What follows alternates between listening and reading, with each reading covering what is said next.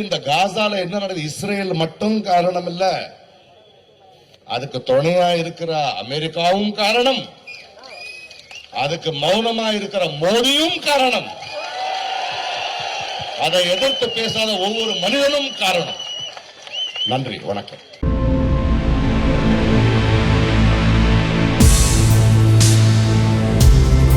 நான் பேசுறதை விட காசால கலைஞர் பேசுறத நான் உங்களோட பேசுவேன். அண்ணன் ஒரு கேள்வியை கேட்டார், எங்களை நிறைய பேரை கேட்பாங்க, என்னையும் வெற்றிமாறனையும் அமீரையும் அண்ணன் சத்யராஜனையும், நீங்க எல்லாம் கலைஞர்கள் எங்கடா வர்றீங்க? எங்க ஒரு அநியாயத்துக்கு எதிராக பேசுறது அரசியல் என்றால் நாங்க அரசியல் தான் பேசுவோம். இந்த போர் இருக்கு இல்லையா, போர் முடிஞ்சிடும், தலைவர்கள் எல்லாம் கை குலுக்கி கிளம்பிடுவாங்க.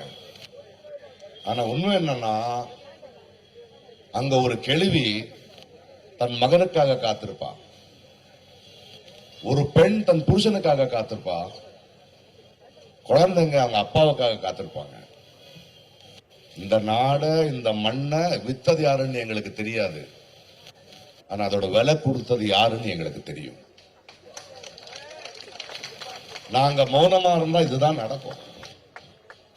இதே ஏன் பேசுறீங்க கலைஞர்கள் கேட்கிறாங்கல்ல, அவங்களுக்கு ஒரு பதில் இருக்காரு. அங்கேயும் அங்கதான் சொல்றான் ஒருத்தன் கவிஞன்,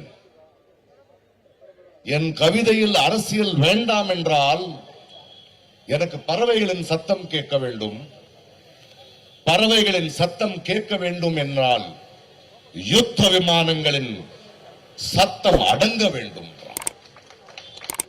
மழை வருது, கடைசியா ஒரு வார்த்தை சொல்லிட்டு பேசுறேன். நான் நம்ம எல்லாரும் சேர்ந்து இந்த உலகத்துக்கு சொல்ல வேண்டியது என்னன்னா, நம்மளுடைய தனிப்பட்ட உடம்புக்கு ஒரு காயமானா நம்ம மௌனமா இருந்தாலும் அது குணமாயிடும்.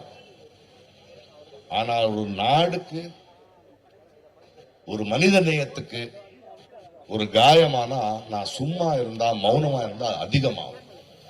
அதனால சாகிறதுக்கு முன்னாடி சாகக்கூடாது, போராடுவோம், இந்த குரல் நிக்கும். இதுக்கு இந்த காசால என்ன நடக்குது? இஸ்ரேல் மட்டும் காரணம் இல்ல, அதுக்கு துணையா இருக்கிற அமெரிக்காவும் காரணம், அதுக்கு மௌனமா இருக்கிற மோடியும் காரணம், அதை எதிர்த்து பேசாத ஒவ்வொரு மனிதனும் காரணம். நன்றி, வணக்கம்.